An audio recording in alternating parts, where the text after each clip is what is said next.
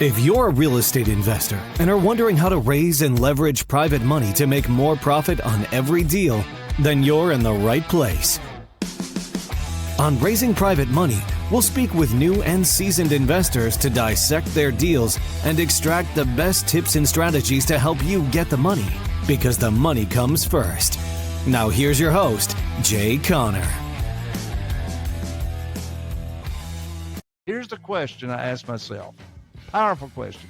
And by the way, this question will help fix any problem anybody's got going on. I don't care if it's career, financial, health, doesn't matter. Here's the question. I said, Jay, who do you know that can help you with your problem? Who do I know that could help me with my problem? Hey there, I am Dr. Jason Balara, and this is the Know Your Why podcast, where we explore the why behind success. Every week, I meet with real estate investors, veterinary entrepreneurs, mindset coaches, authors, and fitness professionals to uncover their why and how it drives them on the winding road to success.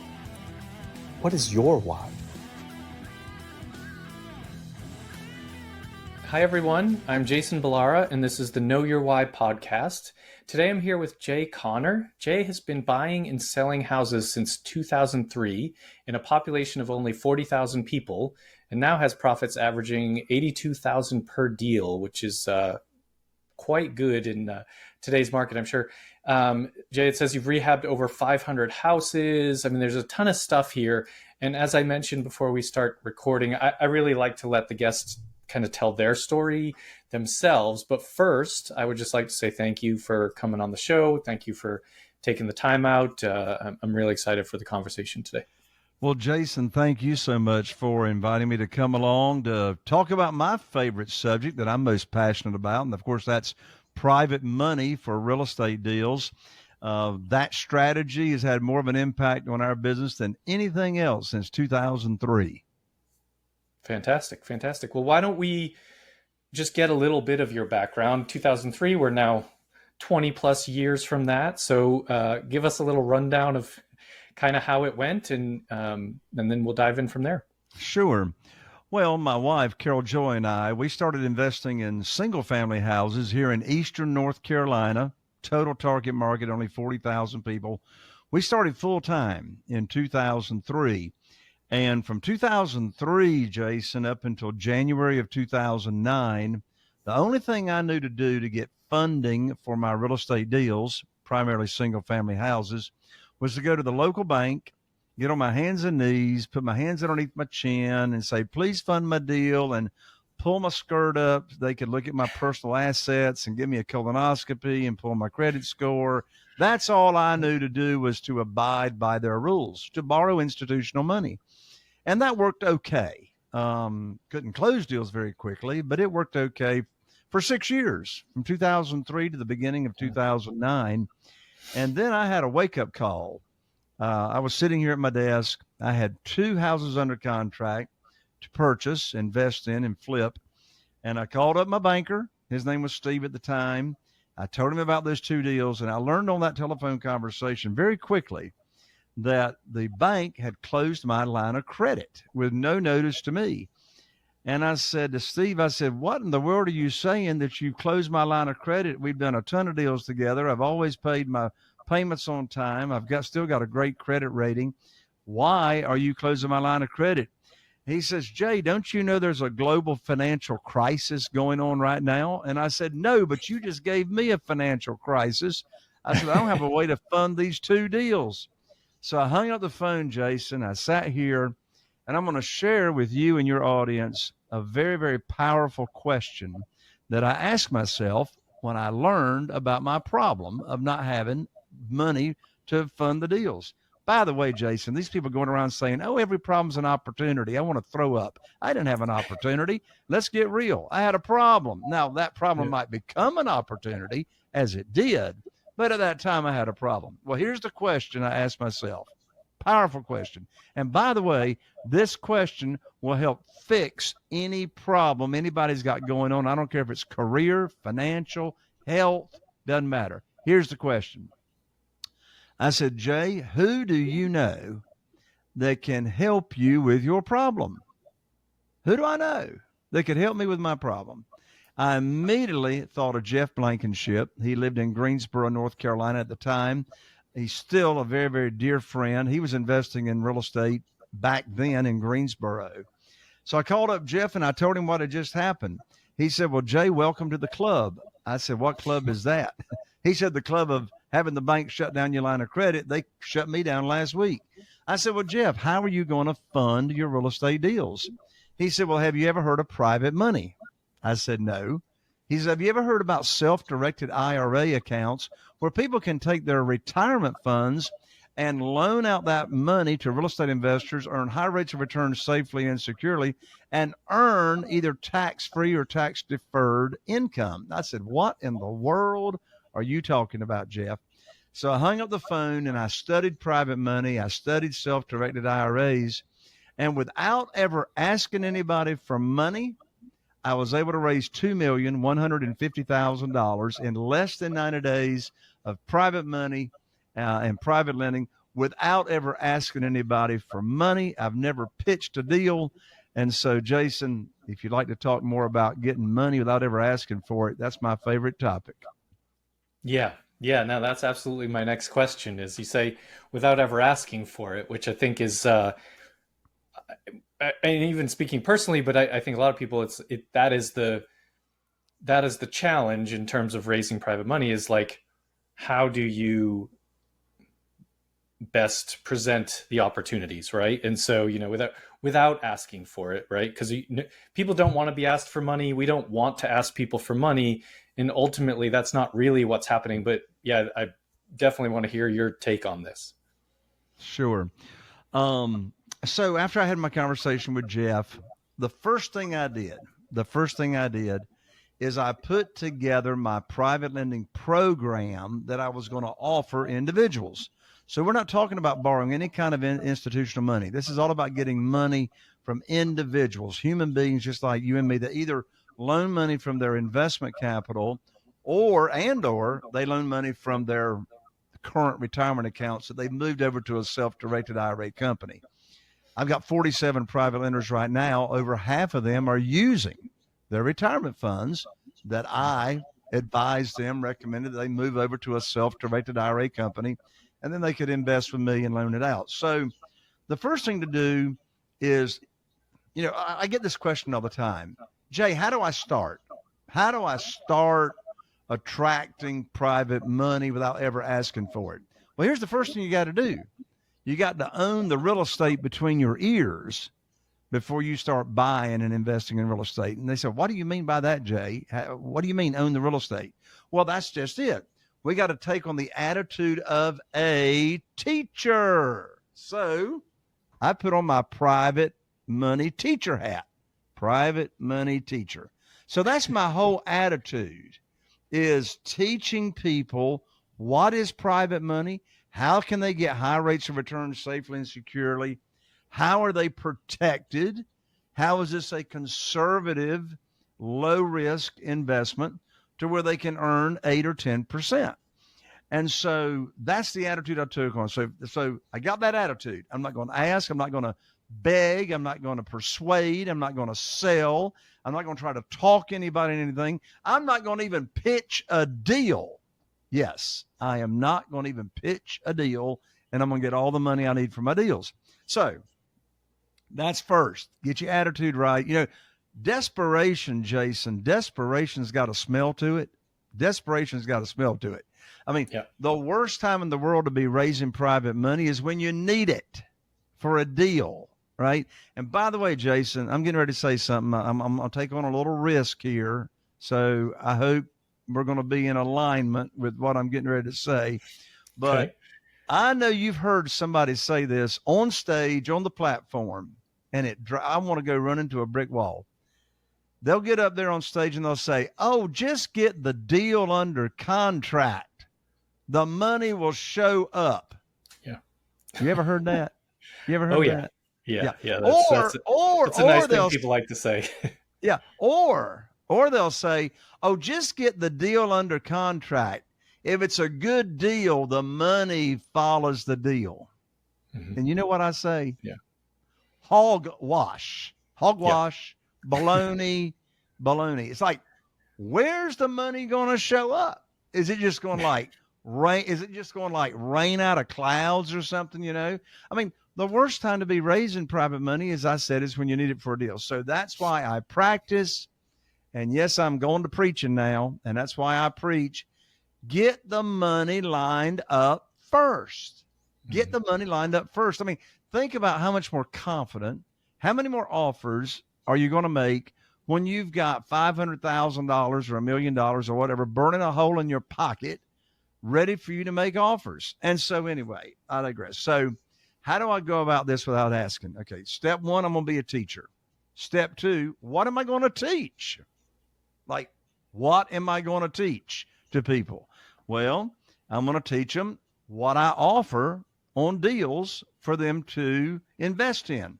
What interest rate I'm going to offer? It's going to be the same regardless of the deal.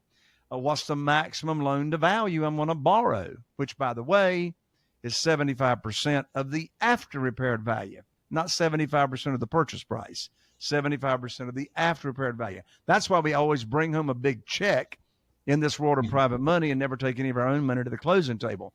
My favorite phrase on my real estate attorney's check is, on the check stub, is excess cash to close. And I love me some excess cash, right?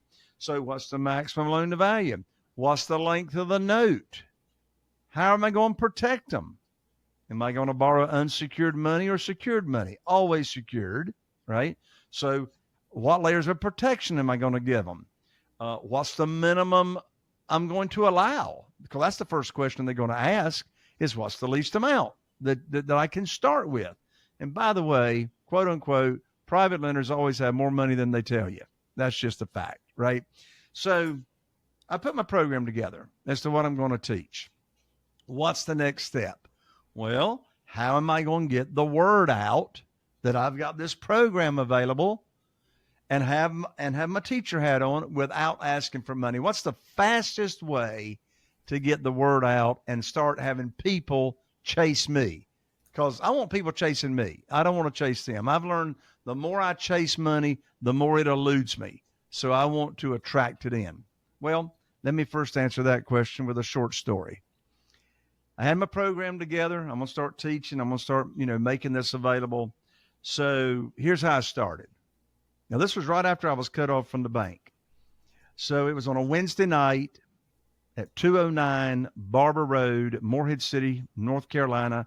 That's where the Church of Christ is. That's where my wife, Carol Joy, and I go. And so Wednesday night, 7:30, we're going there to church to Bible study. I knew I wanted to talk with Wayne. And Wayne and I had known each other for a number of years. And so I walked in the foyer, 7:25 p.m. on Wednesday night, and there was Wayne standing in the foyer. I walked up to Wayne. I said, Wayne, I want to talk with you confidentially after we finish tonight. Have you got a few minutes? He said, sure. So we get finished. He comes over to me. We walk down to the nursery and shut the door.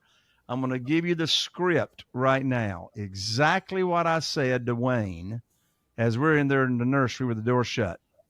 I said, Wayne, you know everybody in this town. And he did. He was now look, I'm getting ready to take a little risk here, Jason, because you may not be old enough to even recall what I'm talking about here. But I looked at Wayne and I said, Wayne, you know everybody in this town. And he did. He was the original Zenith television dealer in Morehead City, North Carolina. Now, for those of you all listening here to Jason's show, if you don't know what the Zenith television dealer was, that means you're too young to remember life before Walmart came to town. The Zenith dealer, that's where you bought your TVs. They financed them. They actually back then repaired TVs, can you believe, before you just started throwing them out and buying a new one. So anyway, I said, Wayne, you know everybody in this town. And he did. He'd put a television in everybody's house. And I said, you know everybody in this town. And here's the magic phrase. I said, Wayne, I need your help. I said, you see, I've now opened up my real estate investing business by referral only to people I know and trust. I am now paying insane high rates of return to my investors that invest with me in my real estate deals. And Wayne, when you run across somebody that's complaining about the stock market and the volatility of the stock market and losing money and making hardly nothing down at the local bank in a certificate of deposit, would you refer them to me and I'll tell them about my program? Wayne says, well, now, Jay, what you got going on there? And I said, well, what do you mean, Wayne? He says, well, what kind of rates of return are you paying? And I said, well, that sort of depends on the deal. I said, are you saying you might be interested? He says, yeah, well, I might be interested. I said, why? He says, well, I'm losing money in the stock market and I'm sick of the volatility. And, you know, I don't like the little bit of money I'm getting down at the, you know, at the bank in a CD. He says, well, what are you paying, Jay? And I said, well, what sounds high to you, Wayne? He says, well, I don't know. I'm getting 3% in the local bank. I don't know, maybe 5% or 6%. I said, Wayne, I can't pay you 5% or 6%, but I can pay you 8%. He said, put me down for $250,000. And so that next day, I went to Wayne's home and sat down with him and his wife. And I brought my whole program there, you know, maximum loan to value, interest rate, how you can get your money back in case of an emergency, in case you got something come up. How am I going to protect you? All that kind of good stuff. Well, after 2 cups of coffee and a conversation, that $250,000 became $500,000 that next afternoon. And so I didn't bring up anything about any deals, right? I'm just talking about my program, and they've just got liquid cash that they want to start with at $500,000. So let's analyze and unpack that little story right there. First of all, you notice I didn't ask Wayne for any money. I asked him for his help to spread the word that I've now got this opportunity. And by the way, not only was Wayne and his wife interested and, you know, became one of my first private lenders, but boy, did they ever spread the word. I mean, I lost count on how many private lenders we got just based on Wayne and his wife, you know, spreading the word and sharing, you know, their experience. And so that's how I started, was get my head straight. I'm going to teach. And what am I going to teach? What am I going to offer? And then ask people for help. Now, that's one at a time, asking people for help. But now let me tell you in a short story how I raised $969,000 in 60 minutes in that first 30 days. So what did I do? I hosted a private lender luncheon. So I invited 20 people, influencers, the influencers that I already knew here in town. I invited them to lunch, invited them to the Dunes Club, oceanfront at the beach, invited them on a Thursday lunch. I fed them lunch. And about 20 minutes into it, I pulled out my little handy dandy, trusty dusty PowerPoint presentation, and I put on my teacher hat, and I went to teaching these 20 influencers. And by the way, you don't have to know any influencers. It just be 20 people that you know, right? Because everybody knows somebody else. And I just started teaching them the private lending program, the same that I had just taught to Wayne 2 weeks prior to. And again, no deals, just talking the program.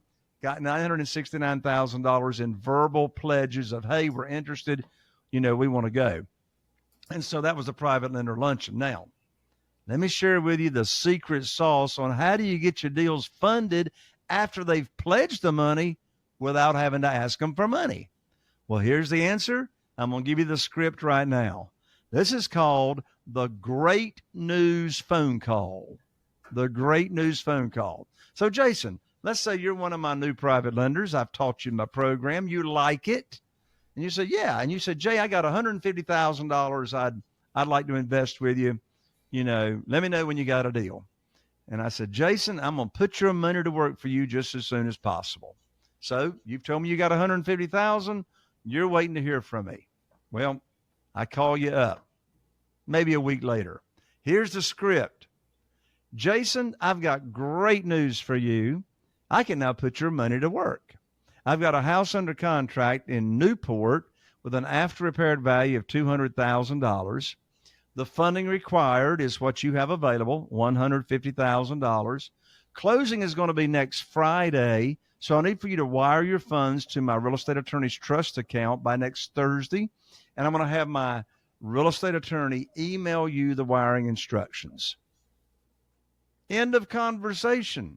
The most stupid thing I could have asked you, Jason, is, do you want to fund the deal? Well, of course you want to fund the deal. You've been waiting for the phone call for me to put your money to work. And particularly if that $150,000 was retirement funds, and you've moved that $150,000 from, Schwab or Morgan Stanley or a 401k that you had, and you've moved it over to a self-directed IRA company that I recommended, you're not making any money until I put your money to work. So I'm ethically bound to put your money to work.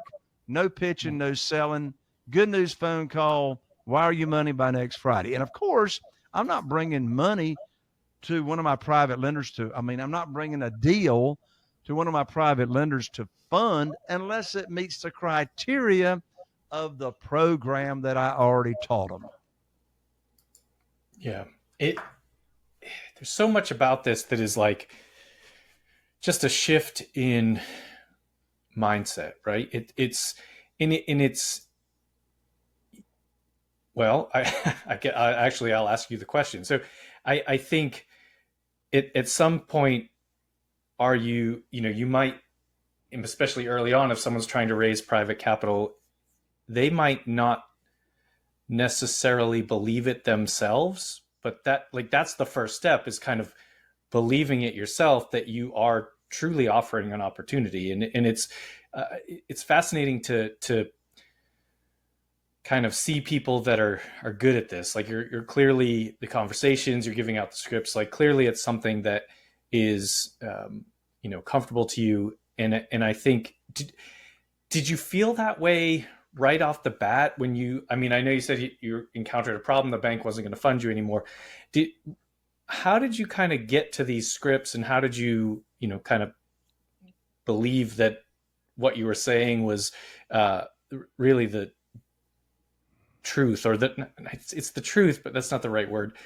Just how did you feel yourself about sort of these scripts? Did you work on them over time? How did you come to that?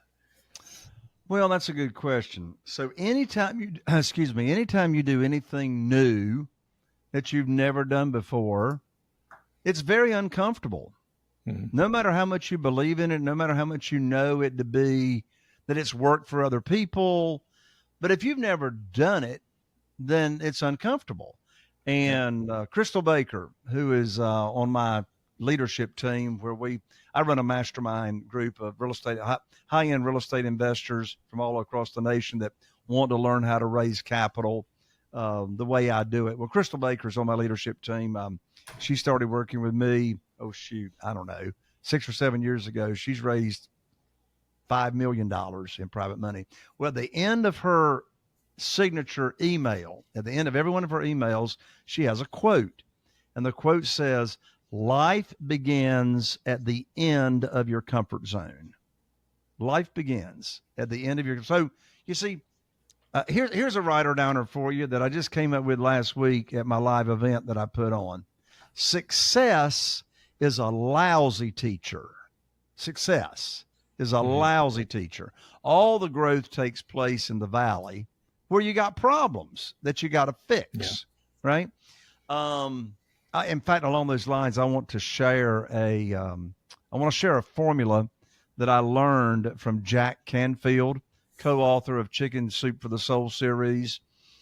And Jack Canfield, he's got a wonderful book. It's called The Success Principles. The Success Principles. There are 69 success principles in that book. I highly recommend the book. His very first foundational principle, which all the other principles are built upon, is principle number 1: be 100% responsible for everything that happens in your life. And until you are 100% responsible for everything that happens in your life, you're not going to grow, right? You're going to be a victim. You're going to have a victim mentality instead of a victor mentality. The formula I learned is E plus R equals O. E plus R equals O. That stands for the event plus your response to that event determines your outcome and what you experience. Most people, unfortunately, are going through life wherever the tide takes them, and they live with a different formula. The formula most people live by is E equals outcome. Whatever the event is that happened to me is now what I'm having to experience. But you see, regardless of whatever happened in your life, like I got cut off from the banks, for example.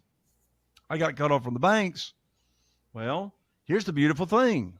I'm 100% responsible for responding to what happened in any way I want to, right? Yeah. So when the bank cut me off, I could have put my tail between my legs and gone home and, ate Cheetos all day long on the sofa, right?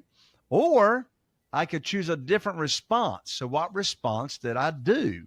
I asked myself, who do I know that can help me? I called up that person. I'm asking for help. And that led me down this road to private money, which, by the way, Jason, you and I wouldn't even be having this conversation today if it hadn't have been, for that experience. Right. So when I first was visiting with Wayne after Bible study on Wednesday night, I was very uncomfortable, even though I was asking for his help and I wasn't asking for money specifically. I was just asking for his help. I had never said to anybody else, I've now opened up my real estate investing business by referral only to people I know and trust. When you run across somebody not happy, would you refer them to me and I'll show them our program? I never said that to anybody. I promise you it did not come out of my mouth as smooth as it does right now. Yeah. Right? Yeah. I mean, I was nervous inside. I had never asked for somebody to, I'd never done a private lending loan, for goodness sakes. Right. And so I started taking action, which I know you're tired of hearing people say that, but quite frankly, action is the only cure to worry. Action is the only cure to worry. And so, yes, I was very uncomfortable. I mean, when I put on that first private lender luncheon and I raised $969,000, I was confident that I had my PowerPoint put together. I knew what I was going to teach, but I had never done a private lender luncheon before. I was uncomfortable. So take action and do what you know you need to do in spite of your how do you get comfortable doing anything? You get comfortable doing anything by doing it. And I tell you that, I said success is a lousy teacher. Failure is a really good teacher. Failure is a really good teacher. I was so blessed a month ago. Carol Joy, my wife, and I, we got to meet, we got to chat with, and we got to hear his keynote at one of the masterminds we're a member in. John Maxwell. What a brilliant mind. One of the best speakers I've ever seen or heard in my life. And then when it got to open Q&A in the audience, one of the attendees said, Mr. Maxwell, what do you attribute? What's the number one thing you attribute to your just unbelievable success? He says, well, that's an easy question. He says, the secret to my success is I just fail more than anybody else. And he went on to explain what that means. I mean, in other words, if you're not being successful, you're not failing enough, right? How do you get good at anything? You screw it up really good out the gate. Screw it up, and then you'll fix it, right? And so, and the example that Mr. Maxwell gave was he says, you got somebody over here that might try 10 different things, and they fail 7 times, 70% of the time, but they win on 3, win 30% of the time. He says, me and my company and my staff, we don't try 10 different things. We try 100 different things. And maybe we fail 70 times, but we win 30 times. Right. Yeah. I mean, I just love that concept of there are a lot of cliches out there. And we talked about, you mentioned find the deal and the money will come. It's ridiculous, but it is something that gets said. But I think like that sort of taking action. I don't know if you've read it, but Extreme Accountability by Jocko Willink, like all of that, like taking control of your own life is such a powerful concept. And you can look at things like, you mentioned failing 70%. Like I've seen this before, and it really struck me, but it's like, when a baby's learning to walk, they don't just give up because they fell down 20 times. Like they eventually just walk, right? They get there. They just keep trying until they figure it out. And like, I mean, we just, the World Series just ended last night. Like the best baseball players in the world hit the ball about a third of the time. Like the best in the world, the guys that make $400-500 million contracts hit the ball a third of the time. And it's just, people are afraid to fail one time, and so they don't take that action. But it's like, if you look at some of the examples that are all around us and recognize, like, again, like every one of us was the baby falling down at some point, right? And it's like, you just, if hitting the ball a third of the time gets you, to the top of the baseball world, well, what about business? Like how, like there's so many different ways, so many opportunities that, falling down or failing, whatever word you want to, can create for you. So I just think that concept is such a powerful thing. And I think, you talk through these scripts now very eloquently, and it's easy to,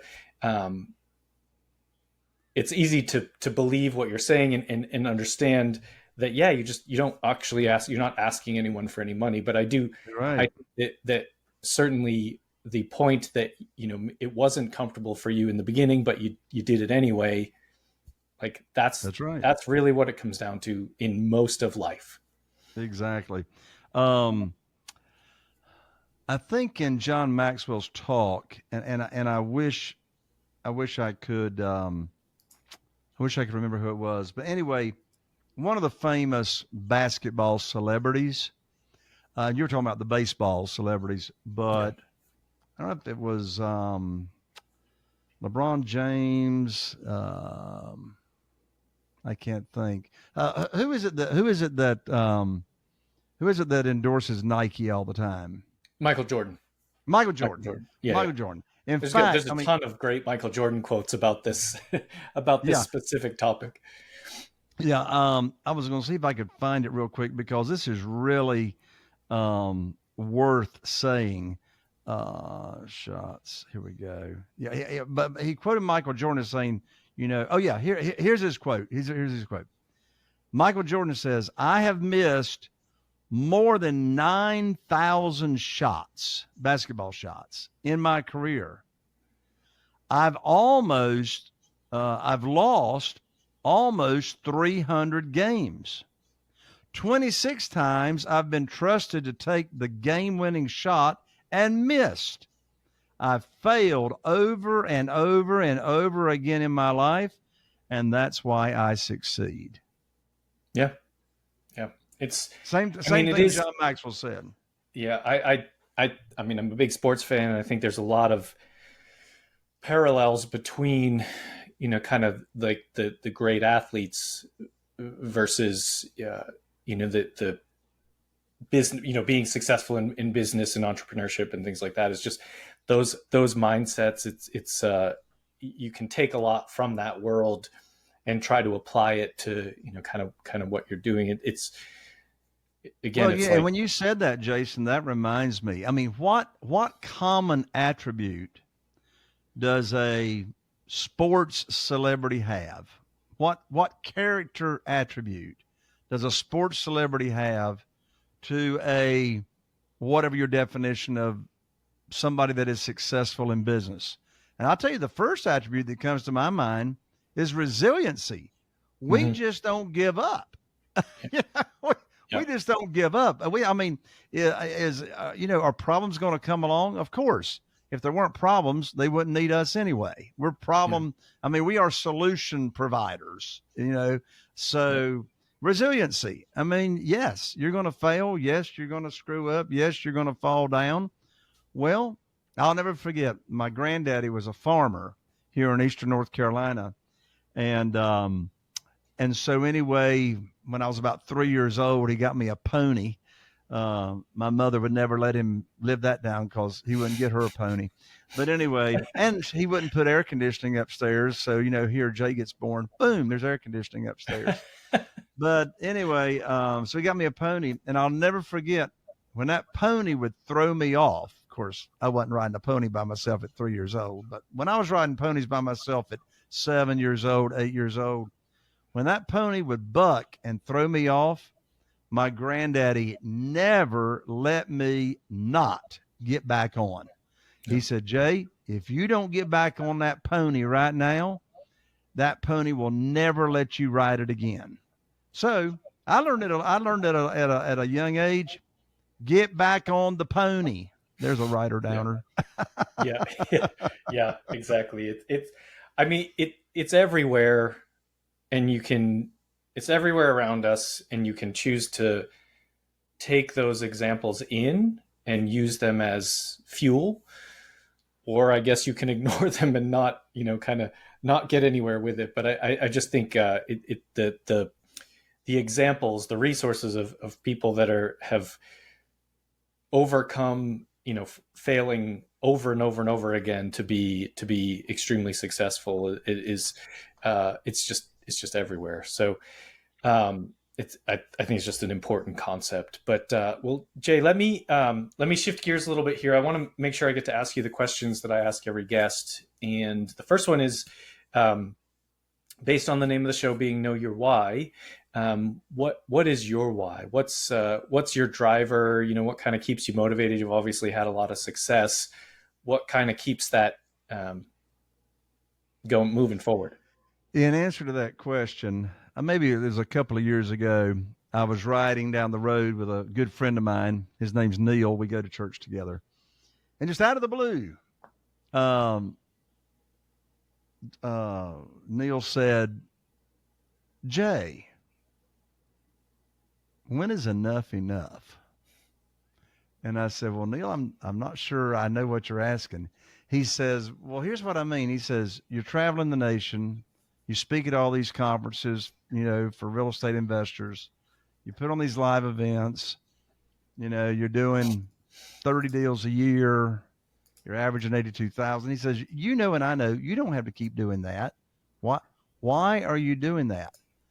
And he says, and along with that, Jay, he says, how do you reconcile the truth of where the Apostle Paul says in the Bible to be content with whatever state of life you're in? And I'm paraphrasing. Yeah.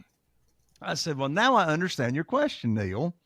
So let me tell you the answer to when is enough enough? And here's the answer, at least from my perspective. Enough is never enough when it's not about you. Enough is never enough when it's not about you. So what is my why? What is my driver? My driver is to make an impact, make a difference, and give back. Zig Ziglar, that I'm sure you were a fan of, Zig Ziglar said that you get into a point in your life to where it's not about the money, that it's about significance, making a difference. Yes. And so with that in mind, myself and I, my team, my wife, we make an impact with single family houses. There's a lot of people that we make a difference with, and that is, the buyers, the sellers, the contractors, the rehab crew, all that. But I can make so much more of an impact, say, for example, when I podcast, just like you are right now, Jason. I mean, you've got hundreds and thousands of people listening to your show that you can make an impact. I'm in my 8th year of my podcast, which surprisingly enough is called Raising Private Money with Jay Conner. So I make an impact on the podcast. The mastermind group that I run, I'm making an impact with so many more people.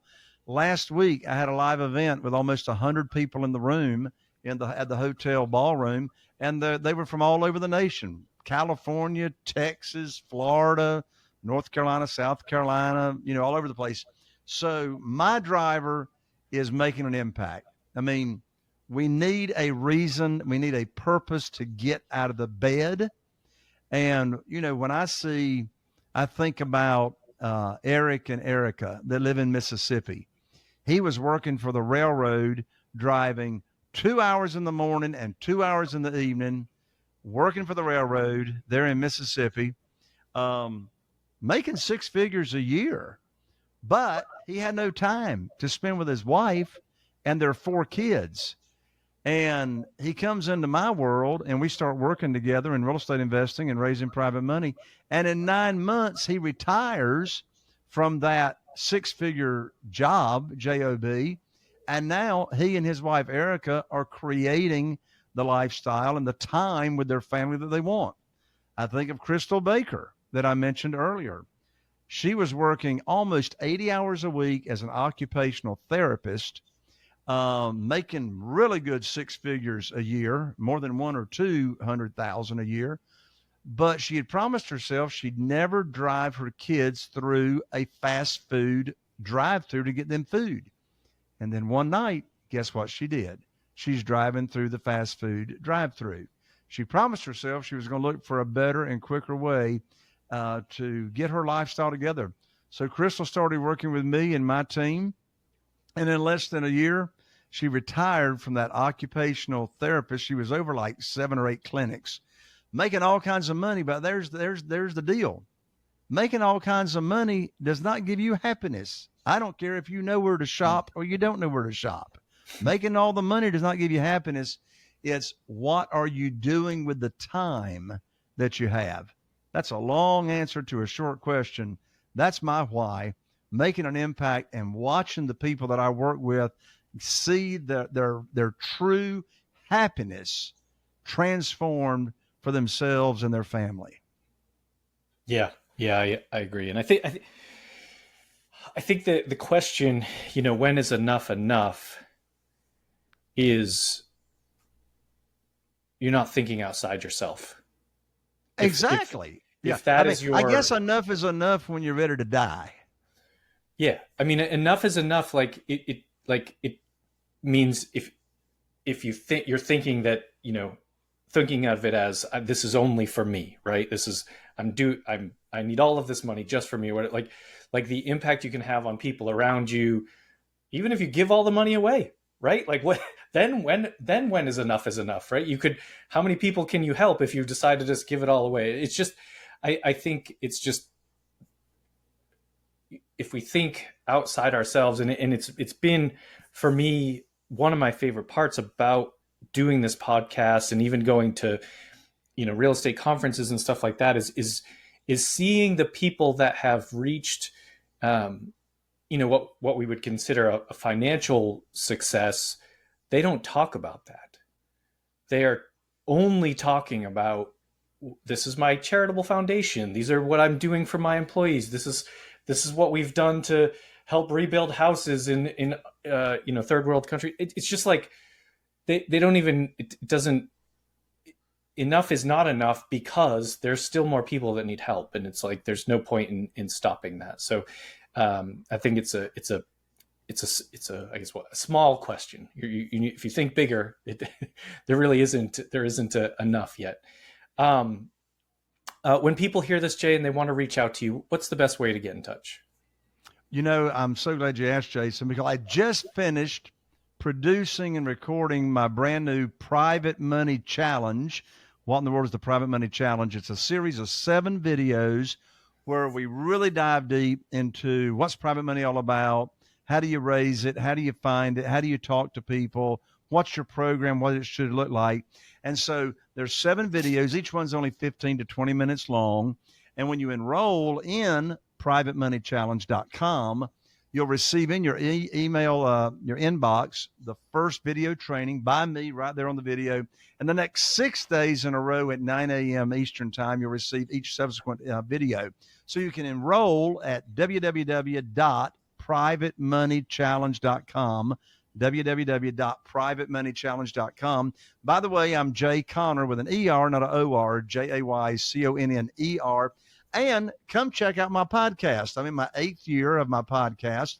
And believe it or not, the name of my podcast is Raising Private Money with Jay Conner. It's on all of your favorite platforms. Come over and check me out. Awesome. And we'll put that stuff in the show notes so people can find you easily. But I really appreciate you coming on the show, Jay. I really appreciate the time that you took and everything that you shared with us. I think a lot of really important, mindset shifts that people can make in whether it's with respect to raising private money or even just kind of success in general. So thank you so much for coming and sharing today. Jason, thank you so much for having me. God bless. Yeah. And folks listening, please connect with Jay and make sure you like, rate, and review the show so we can continue to get great guests. And thank you all for listening. Hey there, I am Dr. Jason Balara, and this is the Know Your Why podcast, where we explore the why behind success. Every week, I meet with real estate investors, veterinary entrepreneurs, mindset coaches, authors, and fitness professionals to uncover their why and how it drives them on the winding road to success. What is your why?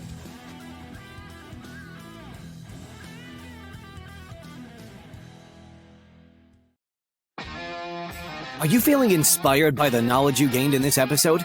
Then head over to jconner.com/moneyguide. That's jconner.com/moneyguide and download your free guide that shares 7 reasons why private money will skyrocket your real estate investing business right now. Again, that's jconner.com/moneyguide to get your free guide. We'll see you next time on Raising Private Money with Jay Conner.